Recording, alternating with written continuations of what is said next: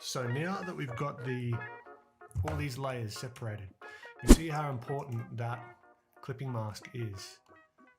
So it allows us to actually go outside of the line. So without the clipping mask, let's have a look, like say this guy. See, everything goes outside the lines. So everything above this layer is being kept within this layer. Now you can't do nested clipping masks, I don't believe, which is annoying. There's some workarounds for that I'll get into a bit later. But this gives us a really nice base to start working with. Now when it comes to the black and white stage and sort of starting to get some values in and start rendering, I like to knock down the background a little bit. So instead of stark white, I'll knock it down maybe something like this, just so I can actually judge the values a little bit better. It just gives me something other than just pure white to go off of. Now, first step with this, you could start from all sorts of different ways, right? You could start grabbing like a multiply layer, for example, and just call this shading. You can then use the clipping mask, which is going to keep it inside the lines, right? And you could just go to town, and with the line work also, I like to sort of set that to multiply, so you can see it a little bit better now as well.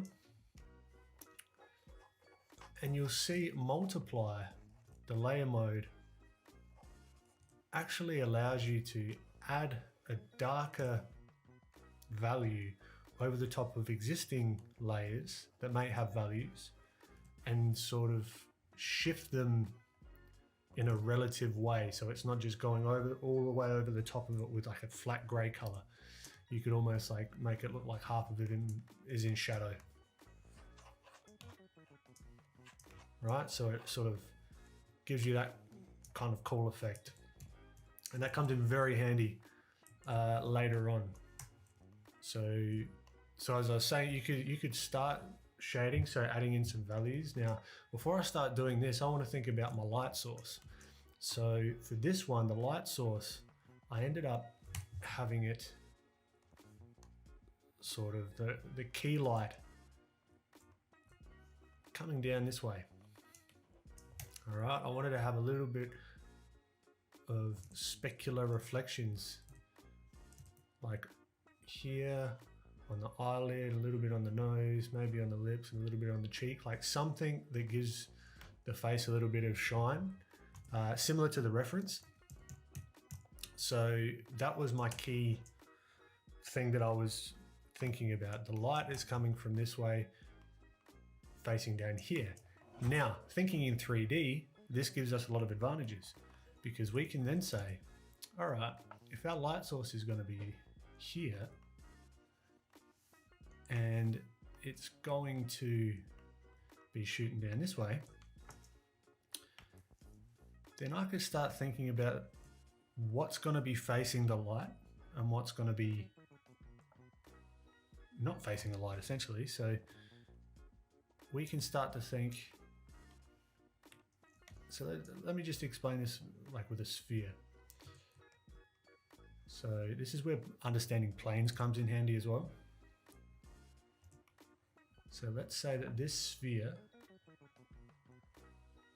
is, so this is an alpha lock mask, meaning it's basically working kind of like a clipping mask, but it's not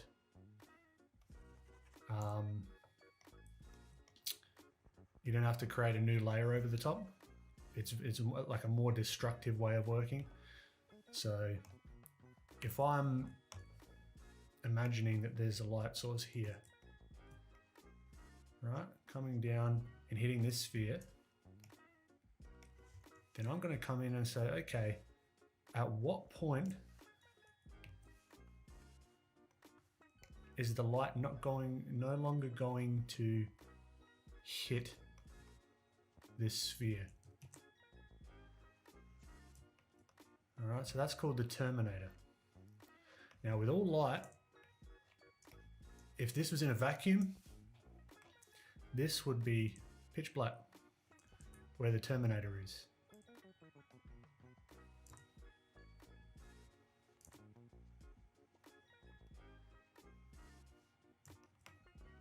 This would be absolutely pitch black, and then this would have some sort of volume to it. But if there was no bounce light, no nothing, this would be in here pitch black. But it's not in a vacuum, so it's going to look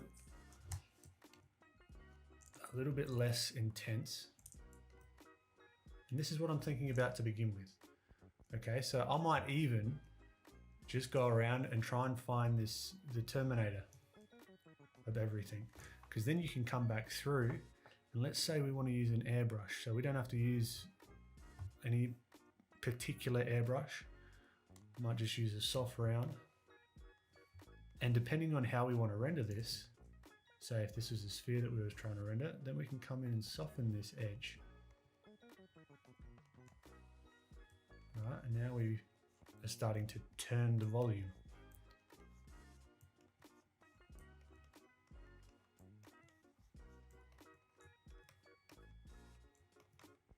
All right, so instead of it looking like a hard terminator there, and this is all going to be dependent on how intense or diffuse the lighting is going to be.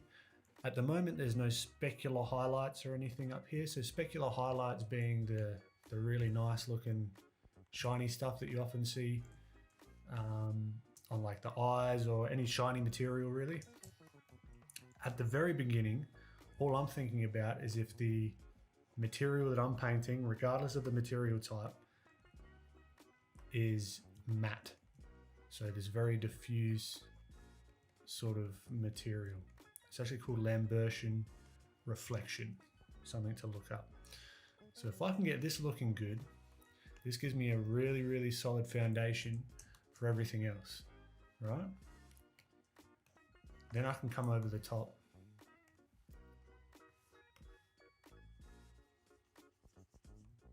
with my lighter values. Maybe I want to bring this down a little bit more, come over the top. So this is what would be the center light up here. So the center light is the lightest value without not including the highlight. So this is the diffuse reflection. I'm not thinking of the highlight, sort of comes into the specular reflection. So highlight and specular reflection, those are the same things in my mind when I say that. So this is up here, should be the lightest value because it's most parallel to that light source. And this is where we can get really, this is where planes come in really, really handy, because if we can imagine this as sort of planes, right? And they're sort of just sheets of matte material, we can then start to easily think, okay, this one is the most parallel, this one starts to angle away, this one starts to angle away even more, and that's going to reflect in how much light is going to be absorbed onto these sort of planes. I'll get into that, into like how this sort of works on the face, for example, in a minute. But as we're coming through here, being very like slowing down, not going too fast, you see this starts to create quite an effective illusion of 3D form. But it's like a matte surface, right? This is only with the airbrush. This is no fancy brush. Okay, and then if we want to come through and think about specular reflection, we can go bam. And then we can quite quickly have something looking pretty three-dimensional. All right. Then if we want to take it a step further, we can think about the environment and say, okay, we've got our light side, we've got our dark side. Let's say there's something over here, whether it be the studio or wherever this ball is sitting in. Where's that reflected light going to be? So the light's coming down, hitting something on this side, and we've got some nice reflected light, and that just brings the realism up even another level. And then you've got this core shadow that appears, and that's what the core shadow is. It's the illusion of where that bounce light hits, making this a little bit lighter in here, leaving this core a little bit darker, then transitioning back over into the light. So that's one of those aha moments that I was like, oh shit, okay. This is sort of starting to click for me. All right, and depending on how shiny this material is, it depends how diffuse this highlight is. If this material is a little bit more on the matte side, it's not going to be as defined, because this is just a reflection of the light source. Okay, so the reason I'm starting off with this is because this is going to dictate everything I do here, basically. Now, it might not be as polished as this, it might not be as sort of refined or airbrushy as this, because the principles are the same, but the techniques that we use to achieve these principles can be different. It might be more stylized, right? So I might come in with, let's say, Max Grex blocking brush or shading brush. And I might come in and have it a little bit more painterly.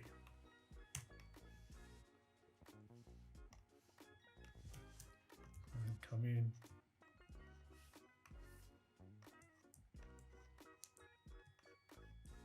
All right, so you can actually see the brush strokes. And you might not want it as crisp if you're not going to be doing the clipping mask and you want a little bit more painterly. Maybe having these edges a little bit more raggedy or more painterly. That's fine. But the principle is still the same. We're trying to think about that terminator. Where is that? Where's the light going to be? What direction is the light? Where is the light source? What type of light source? Is it more of a diffuse light source? Is it a really strong light source? What kind of material is it? Is it more matte, more shiny? That kind of stuff. And this is where even downloading Blender and starting to have a play around with this, because these are all in sliders. So you can sort of explore this and really jump start your understanding of materials. Because there's literally a roughness slider that you can just like say no, less rough, and then it makes it shiny, or more rough and it makes it more shiny. No, less, no, I don't know. More rough makes it less shiny, less rough makes it more shiny. Yeah, that's it. So it's a really cool tool. It's actually helped me understand a lot of these concepts as well. So here we go. So you can get like painterly, more rough with it. Like it doesn't have to be super perfect. Like with the airbrush, you can spend as long a time as you want, as long as it's starting to look like a 3D object. It's sort of doing its job. All right. This is where you can come and kick in some rim lights eventually and blah, blah, blah, but we'll get to that.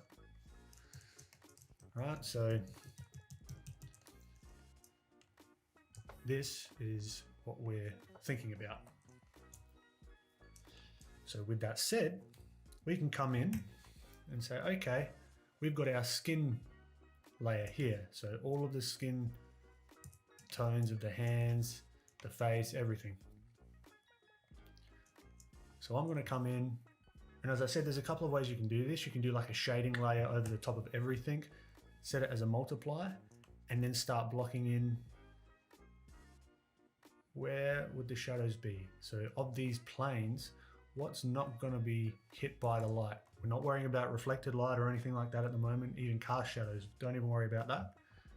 I'm just thinking about what is going to be hit by light. So the under part of this nose is not going to be hit by light. This plane of the cheek is not going to be hit by light. This plane might still be hit by light, so I'm going to group it into the light section. This part of the neck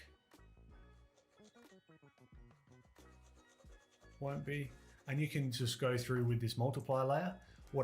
Another way of doing it, and what I sort of more so would probably be inclined to do, like this is good for like quick, just getting in some values quick. What I'd actually do is, say we've got our skin layer here. I'll create a new layer on top, which is still clip mask to that base overall shape. Then I would command click the skin layer.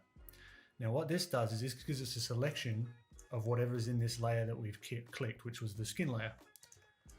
Then I'm going to create a mask on this new layer, allowing us to essentially nest. Let's have a look so we can see it. Nest our painting. Like it's essentially just creating a mask from this skin layer. Okay, so it's not going to affect anything else. It's going to keep within the base clipping mask, but it's just a nice way to work, I've found. So what I'm going to do, we've got our base local color, right? So this darker skin color, I'm going to come in. I'm just going to make it a little bit darker, choose a little bit darker color, and then come in and start blocking in the shadow shapes. Where's the terminators? What is and what isn't going to be facing the light? Now this doesn't have to be perfect by any means. Like really, it never has to be perfect. You just got to do your best and know that this is digital. We can change it at any time, right? So this is just a normal layer. So you can cut back in, and we're keeping it black and white as well because we'll add color into it later.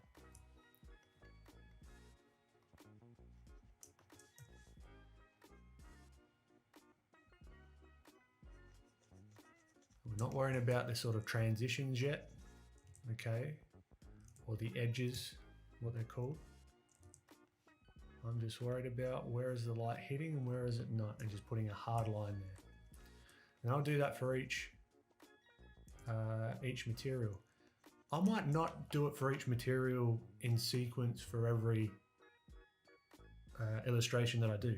I might get carried away and just go ham on the face, right? That's, as I said, there's no rules for this stuff. And I might just render the heck out of the face and then move on to the jumper and then move on to the overalls. It's completely up to you. As long as you're sort of keeping these principles in mind with the light and everything kind of makes sense, I don't see why you can't just do it in whatever order that you want. That's the way I see it. So it's questionable with this lip, if this would, I think it'd be right on the border if it's in shadow or not, but I'm just going to keep that lip darker there. I'm going to move down to the hands. So thinking about this light source without the highlight, where is this terminator going to be? So this is still going to be in light, this is going to be in light, but these knuckles, they are not going to be facing the light, I don't think. Definitely not this one or these ones.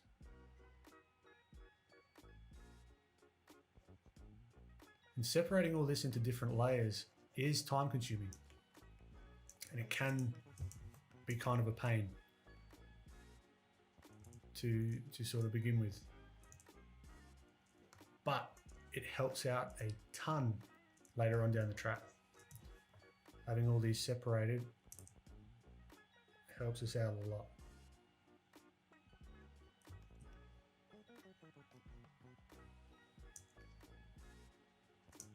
Okay, so this leg is going to be completely in shadow. So now we've got very simplified skin with our Terminators, right? So now from here, then I'll start thinking about, okay, where are some of these mid-tones? So mid-tones being all the values in the light, not including the shadows. So where are all these? And not including the highlights either. And I can come in with a little bit lighter, and you could separate this as well into a new layer. So we'll do the same thing again just to show you. So we might call this base Terminator.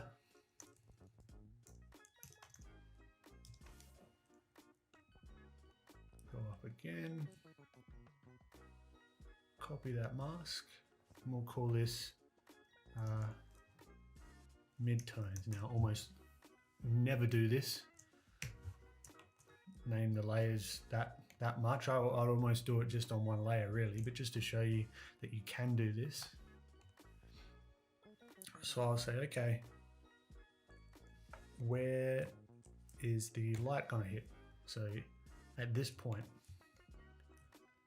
what planes are going to be hit by that light the most? So up here, and this is where you can start having some fun, really inventing the shapes. So the top of this nose is going to be in white. The forehead's going to gradually gradate because it's a sort of curved surface. And you'll get used to this. You get used to sort of observing different materials. I recommend actually going onto Pinterest or wherever and looking at sculptures, because they're generally one material and they have it gives you a really good idea of the form of things.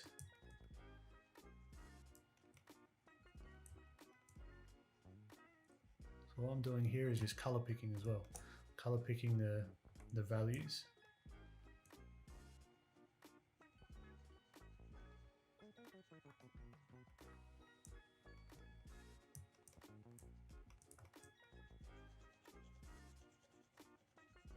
And this is all made up, right? This isn't really accurate to the reference. And this is where the beauty of understanding 3D shapes and light sources and stuff comes in. Why it's super valuable. It just gives you ultimate freedom to do whatever you want.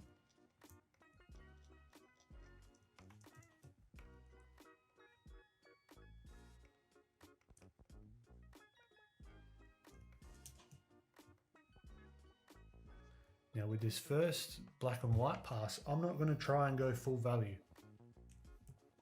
Full value meaning like the darkest darks and the lightest lights. I'm going to give myself room to move later on.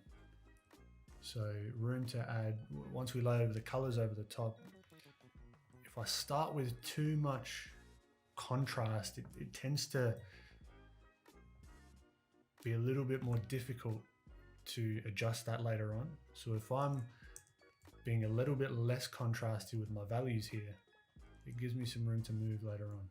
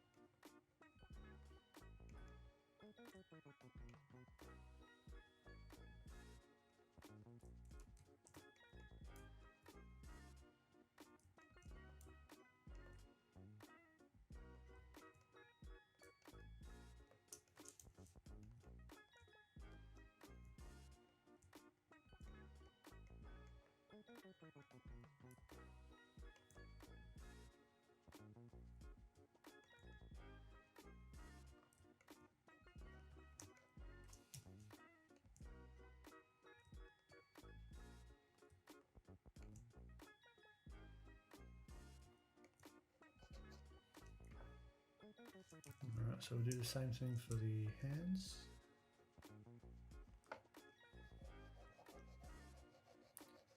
Thinking about these as planes. So this plane isn't going to be as bright as these planes because these planes are facing the light source more. There's also something called light fall off. So the brightest bright up here isn't going to be, if this is a point light or if it's not the sun, basically the light is, this brightest part up here isn't going to be as bright down here, even if it's at the same angle. So that's something to keep in mind as well. Something called the inverse square law. Something to look up.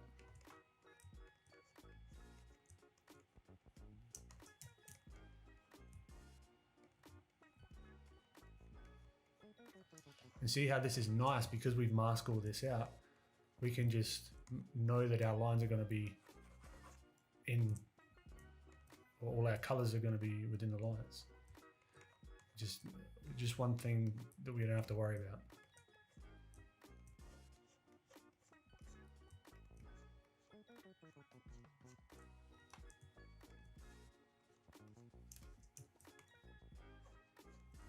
I'm also not taking into account cast shadow yet. So there would be definitely a cast shadow here. But I'll come over and do that in a little bit.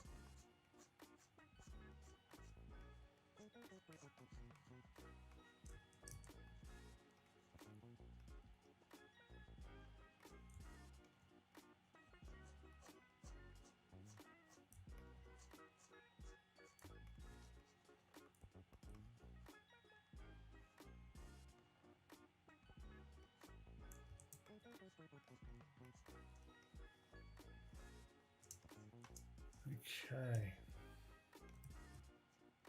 so this is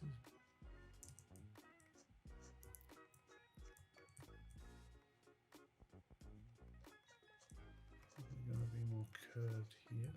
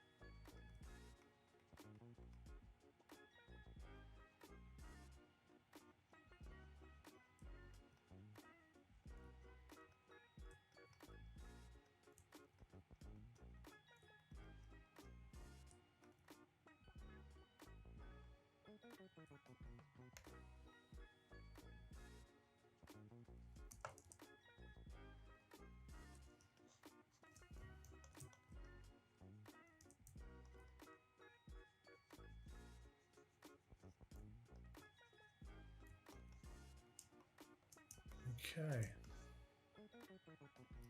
so that gives us a good base. All right, good base to play with. Starting to get some volume.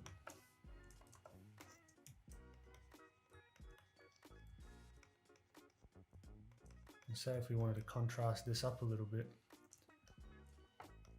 I might merge these two layers, so I can do that by selecting both of them and clicking Command E.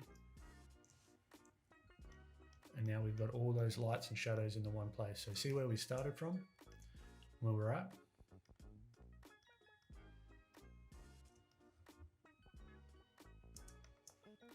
Okay, so I'll go back, add the mask to this layer.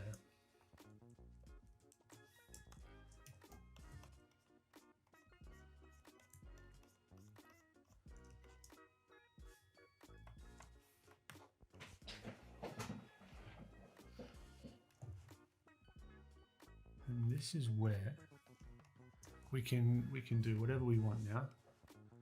So maybe we want to add some drop shadows. So the reason why I'd actually sometimes leave the drop shadows to a little bit later is with what I showed you with the multiply layer coming over the top of everything, but still keeping the values kind of relative. So imagine here, if I change this to multiply, we can kind of say, okay, now we've got the drop shadow there. There might be a drop shadow on the nose. In here, there might be sort of deeper shadows in here. So this is coming over the top of everything. So if I wanted to, I could add a big shadow of something over the top of everything. We could even come in here and say, okay, there's a drop shadow of the hand there. Right, you could do it that way. Or we can get rid of that. And we could do it on the individual layers that we're already on. Right. The benefit of doing it the other way is if the shadow crosses over multiple materials, that could be a benefit. But again, you could do it, you could separate it completely and just have it and judge the shadows in the next materials layer. It's really not a massive deal. So now I might come in and start thinking about the drop shadows.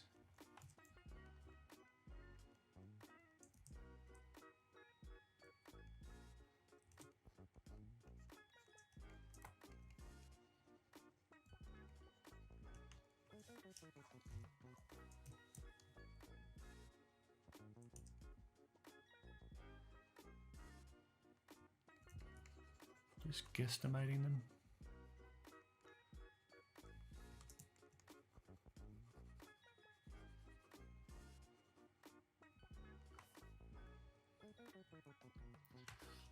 All right, now we can have a look.